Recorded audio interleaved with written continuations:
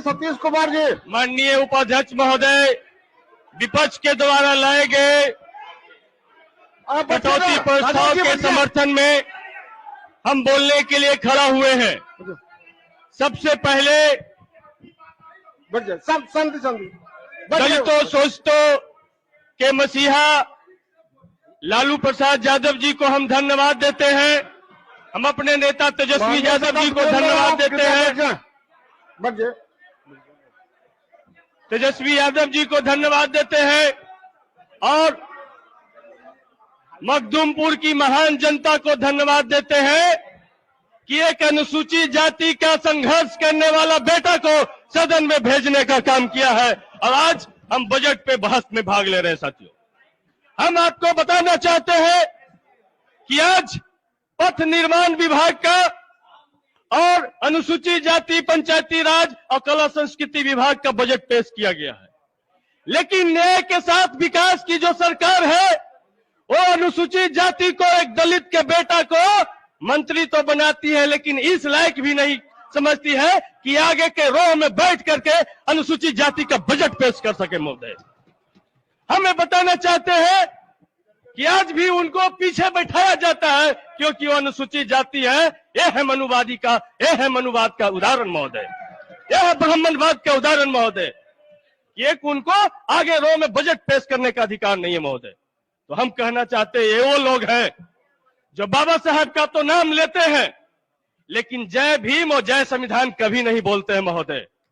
कभी भी सदन में जय भीम और जय संविधान का उद्घोषण लोगों ने नहीं किया महोदय। ये हम कहना चाहते हैं कि जो सड़क जो बन रही है, बड़ा ही जोर शोर से प्रचार किया जा रहा है कि इंटरनेशनल मॉडल की सड़कें बन रही है। पारकलन तो एस्टीमेट तो इंटरनेशनल बन रहा महोदय, लेकिन सड़क तो बिहार स्तर और झारखंड स्तर की भी सड़क नहीं सरकार बना पा रही महोदय। आज भी किसी भी पथ निर्माण विभाग के सड़कें पर जब आप 50 से ऊपर गाड़ी लेकर के चलिएगा तो कमर में ही दर्द होगा और कुछ दूसरा चीज नहीं होगा महोदय। इसीलिए सारे नेता बेल्ट लगाते हैं और ऐसा आराम वाला गाड़ी पर बैठना चाहते हैं जिससे कमर में दर्द नहीं हो महोदय। यह है बिहार की सड़कें 17 साल में बनाए हैं। आज किसी भी रोड की जांच कर ली जाए, पारकलन के अनुसार रोड नहीं बनता महोदय। आज रोड का इंडोलेशन देखिएगा, कहीं भी लगता नहीं कि वाइब्रेटर रोलर से काम हुआ है। रोड पे कहीं भी आपको ओपीआरएमसी में है कि रोड एम्बुलेंस हमेशा रोड पे नजर आना चाहिए। बिहार के किसी भी पथ पर रोड एम्बुलेंस नजर नहीं आता है जो गड्ढे को भरने का काम करता महोदय। इसलिए महोदय, और दूसरी चीज है, बिहार में पहाड़ का लीज खत्म हो रहा है। जहानाबाद गया, ये तमाम जगह के लोगों को ये जो मानपुर का गेरे है वहां से लीज मिलता है, लेकिन वहां पहाड़ का लीज खत्म कर दिया गया है। उनको झारखंड और दूसरे राज्य से पत्थर ला करके सड़क बनाना पड़ रहा है। तो लीज देते हैं आप गया का और पत्थर आता है चतरा का, तो रोड कैसा बनेगा महोदय। तो ये तमाम चीजों को सरकार को दुरुस्त करना होगा महोदय। और सबसे महत्वपूर्ण बात, हम अनुसूचित जाति पर बात हुई है, अनुसूचित जाति का आज बजट है, हम उस पे बोलना चाहते हैं महोदय। हम बोलना चाहते हैं कि बिहार में न्याय के साथ विकास वाली सरकार है, लेकिन इसी सदन के मुखिया रहे जीतनराम मांझी जी, जिनको एक सिरफिरा ने, एक पार्टी के सिरफिरा ने जीभ काटने की बात की, किसी ने एक शब्द नहीं बोला महोदय। जीतनराम मांझी यहां बैठे हुए महोदय। यह है दलितों का सम्मान बिहार में महोदय। यहाँ के चीफ सेक्रेटरी रहे सुधीर कुमार जी पूरा फाइल लेकर के थाना में बैठे रहे क्योंकि वो दलित थे, उनका एफआईआर तक नहीं दर्ज होता महोदय। यह है बिहार की हकीकत महोदय। और हम ये तमाम चीजें, ये बजट पर क्या बोले महोदय। हम तो बजट पे यही कहेंगे, होली का दिन है, होली की शुभकामना भी देते हैं कि गोलमाल होते होते अब माल गोल हो जाता और इस अंधेर नगर को हरदम चौपट राजा बाता।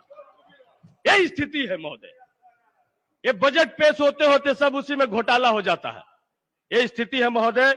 बिहार में दलितों के साथ में जितना अन्याय हुआ है उतना देश के किसी दूसरे राज्य में नहीं हुआ महोदय। हम पूछना चाहते हैं महोदय कि अनुसूचित जाति उप योजना अनुसूचित जाति के विकास के लिए बनाई गई है, लेकिन अनुसूचित जाति के विकास के पैसे को दूसरे विभागों में डाइवर्ट कर दिया जाता है महोदय। यह है बिहार की हकीकत। हम कितना पैसा डाइवर्ट हुआ महोदय, हम आपको बताना चाहते हैं कि आज भले ही बजट 17,295 करोड़ रुपए का माननीय मंत्री जी ने पेश किया यहां पे, लेकिन अनुसूचित जाति की 2011 के जनगणना के अनुसार बिहार में लगभग 10% आबादी है। अगर उनकी आबादी को ही आधार बना लिया जाए महोदय तो 40,000 करोड़ रुपया से ज्यादा का बजट अनुसूचित जाति के लिए पेश होना चाहिए था महोदय, लेकिन 17,000 करोड़ रुपया का बजट पेश करते हैं और उसमें किस तरीके से फिर अनुसूचित जाति के लोगों को जो ठगने का काम होता महोदय वो बताना चाहते हैं। 2015 से लेकर के 2019 के बीच की कहानी बताते महोदय कि ये 8800 करोड़ रुपया अनुसूचित जाति का दूसरे विभाग में कन्वर्ट किया गया महोदय। ये कन्वर्ट किया गया है, इसकी जांच कराई जाए महोदय। ये जो है बिजली विभाग को 2076 करोड़ रुपया दे दिया गया अनुसूचित जाति का पैसा, ऊपर से 460 करोड़ रुपया बिजली विभाग को अलग से लोन दिया गया अनुसूचित जाति विभाग से महोदय। उसके साथ साथ बिहार में जो सड़क चमचमाते हुए की बात कर रहे हैं, सड़क निर्माण के लिए अनुसूचित जाति विकास का पैसा 3061 करोड़ रुपया सड़क विभाग को ट्रांसफर किया गया महोदय। उसके अलावा 1202 करोड़ रुपया बाढ़ और नियंत्रण पे अनुसूचित जाति का पैसा खर्चा किया गया महोदय। और मेडिकल कॉलेज बनाने के लिए कहीं दूसरे जगह से पैसा नहीं मिला तो अनुसूचित जाति का 1222 करोड़ रुपया मेडिकल कॉलेज बनाने में खर्चा किया गया। दूसरा महोदय 776 करोड़ रुपया हमारे यहाँ कृषि विभाग में बिल्डिंग बनाने के लिए अनुसूचित जाति का पैसा को डाइवर्ट कर दिया गया। तो अनुसूचित जाति का विकास कैसे होगा महोदय? अनुसूचित जाति के मंत्री तो बना दिए जाते हैं, लेकिन पैसा जब डाइवर्ट होता है तो उनको बोलने का भी अधिकार नहीं है महोदय, चुपचाप साइन कर देते हैं। यह स्थिति है हमारा पैसा, जबकि अनुसूचित जाति इस ब्राह्मणवादी संस्कृति में, इस ब्राह्मणवादी व्यवस्था में, छुआछूत उच्च नीच की व्यवस्था में सदियों से पीड़ित है, सदियों से प्रताड़ित है। आज भी उनको घोड़ा चढ़ने पर प्रतिबंध है महोदय। आज भी जीताराम मांझी जी जैसे मंदिर में जाते हैं तो मंदिर धोया जाता है महोदय। ये संस्कृति आज भी जब व्याप्त है, ऐसी स्थिति में उनके लिए विशेष योजना चला करके उनको आगे बढ़ाने का काम करना चाहिए था नीतीश कुमार जी को, तो सारा पैसा डाइवर्ट करते हैं। हम पूछना चाहते हैं कि अनुसूचित जाति और पथ निर्माण विभाग का बजट एक साथ लाया गया है, क्या एक भी अनुसूचित जाति का बेटा पथ निर्माण विभाग में कॉन्ट्रैक्टरी का काम करता है? नहीं करता महोदय। एक कुछ खास विशेष जाति के लोग कॉन्ट्रैक्टरी पे कब्जा बनाए हुए महोदय। जीताराम मांझी जी ने 2014 में शुरुआत की थी कि 75 लाख तक के जो टेंडर होंगे उसमें रिजर्वेशन लागू होगा, लेकिन नीतीश कुमार जी ने इसको ठंडे बस्तों में डाल दिया। अब अनुसूचित जाति के बेटों को टेंडर में ठिकाना नहीं मिलता महोदय। तो मांझी जी पता नहीं कैसे उस तरफ इनका नींद आता है। हमको भी जितना अनुसूचित जाति के बारे में मांझी जी सोचते थे, बोलते हैं, लेकिन उस तरफ कैसे नींद आता है, हमको उनकी सेहत को लेकर के बड़ी चिंता है महोदय। हम पूछना चाहते हैं महोदय कि बिहार में 2014 से पहले और 2000 मांझी जी थे तब भी और 2016 तक पोस्ट मैट्रिक छात्रवृत्ति की व्यवस्था थी। पोस्ट मैट्रिक छात्रवृत्ति की व्यवस्था थी महोदय, और 2016 के बाद बिहार के दलित के बच्चों को पोस्ट मैट्रिक छात्रवृत्ति नहीं मिल रहा है। हम पूछना, ये प्रधानमंत्री जी को हम धन्यवाद देते हैं। आप तमाम लोग के लिए हम बोलना चाहते हैं कि उत्तर प्रदेश को 2017 में जो 4 सालों का जो उत्तर प्रदेश को जो पैसा मिला, उत्तर प्रदेश को 2017 से लेकर 2018, 2020, 2021 में 3474 करोड़ रुपया मिला महोदय, जिसमें से 53 लाख लोगों को छात्रवृत्ति दिया गया। पश्चिम बंगाल में 279 करोड़ रुपया दिया गया, जिससे 15 लाख बच्चों को छात्रवृत्ति दिया गया। वहीं तमिलनाडु में 2887 करोड़ रुपया पैसा केंद्र सरकार ने अपने उस राज्य को दिया, जिससे वहां के लगभग 29 लाख बच्चों को छात्रवृत्ति दिया गया। लेकिन बिहार में महोदय डबल इंजन की सरकार, जो डबल स्टैंडर्ड की सरकार साबित हो रही है, मात्र 47 करोड़ रुपया दिया गया महोदय। सोचिए उससे कितने छात्रों का विकास होगा। मात्र 47 करोड़ रुपया, क्योंकि बिहार सरकार को 40% पैसा मिलाना पड़ेगा, इसलिए केंद्र सरकार से अनुसूचित जाति का पैसा इन्होंने लिया ही नहीं। तो दलितों के साथ में अन्याय हो रहा कि नहीं महोदय, इस बात को नोट किया जाए। मंत्री महोदय, आप भी दलित परिवार से हैं, आप भी गरीब परिवार से हैं, कि बिहार में पोस्ट मैट्रिक छात्रवृत्ति जैसे मांझी जी चला रहे थे, वैसे आप भी उनके बेटे हैं, उस पोस्ट मैट्रिक छात्रवृत्ति को आगे बढ़ाइए। तब जाके बिहार के बच्चे हाई एजुकेशन में जाएंगे, तब जाके बिहार के बच्चे मेडिकल कर पाएंगे, इंजीनियरिंग कर पाएंगे, बीटेक कर पाएंगे महोदय। ये स्थिति है। इसलिए महोदय इंजीनियरिंग में कोई नहीं जा पा रहे महोदय, और इनका एक बहुत बड़ा महत्वाकांक्षी योजना है जो केंद्र सरकार ने चालू किया है, और वो है फ्री सिप कार्ड योजना। फ्री सिप कार्ड योजना 2021 में नरेंद्र मोदी जी ने लॉन्च किया है अनुसूचित जाति के बच्चों के लिए महोदय, जो उत्तर प्रदेश, गुजरात, तमिलनाडु, केरल सरकार ने लागू किया है। वो फ्री सिप कार्ड योजना है महोदय कि अनुसूचित जाति के बच्चों को कार्ड दिया जाएगा, और उनको जहां भी एडमिशन मान्यता प्राप्त गैर सरकारी सरकारी संस्थान में जब एडमिशन लेंगे तो उनको 1 रुपया भी नहीं लगेगा, और वो फ्री सिप कार्ड के एवज में उनका एडमिशन होगा। 1 सप्ताह के अंदर उस बच्चे के खाता में पैसा आएगा, और 1 सप्ताह के बाद वो बच्चा उस इंस्टीट्यूशन को पैसा ट्रांसफर करेगा। लेकिन बिहार सरकार ने इस योजना को भी लागू नहीं किया महोदय, फ्री सिप कार्ड योजना को। तो दलितों के साथ में ये न्याय करने वाली सरकार क्या न्याय कर रही है, ये साफ साफ आंकड़ों से झलकता महोदय, कि बिहार से जो बाहर राज्य है, तमिलनाडु, गुजरात, जहां पे हमसे कम आबादी अनुसूचित जाति के हैं, लेकिन 60 लाख से ज्यादा बच्चे अनुसूचित जाति के आवासीय विद्यालय में पढ़ते हैं।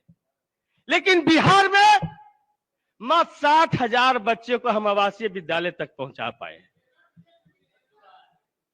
ये 60,000 बच्चों को ही 60,000 बच्चों को ही आवासीय विद्यालय तक पहुंचा पाए महोदय।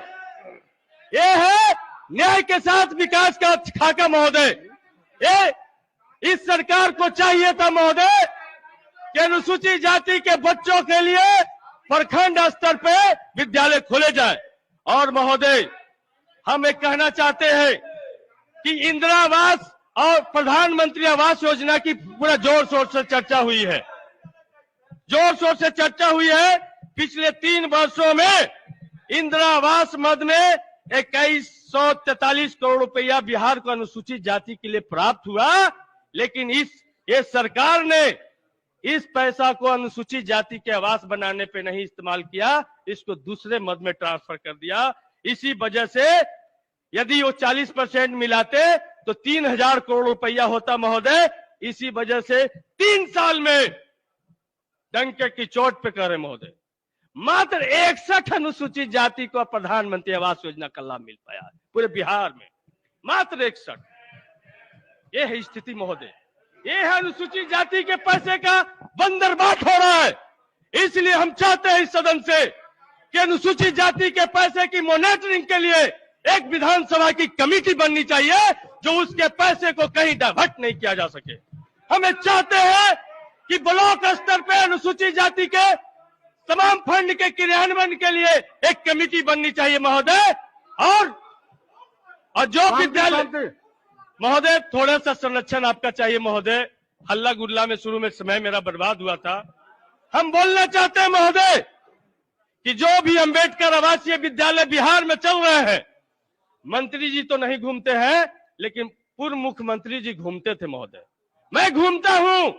यदि 384 बच्चों का नामांकन है तो मात्र 83 और 85 बच्चे उस विद्यालय में निवास करते हैं, लेकिन खाना का पैसा 384 बच्चों का निकलता महोदय।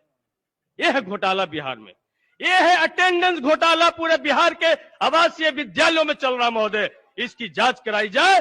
और एक दूसरी बात महोदय, बिहार में 80,000 अनुसूचित जाति का बैकलॉग पद खाली है महोदय। वो सरकार कब भरेगी? यदि सरकार बैकलॉग को भर दे तो हर एक घर को एक नौकरी मिल सकता महोदय। उस बैकलॉग का भरने का क्या सरकार के पास में कुछ न्याय के साथ विकास दलितों के तरफ भी पहुंचाने का है कि नहीं महोदय?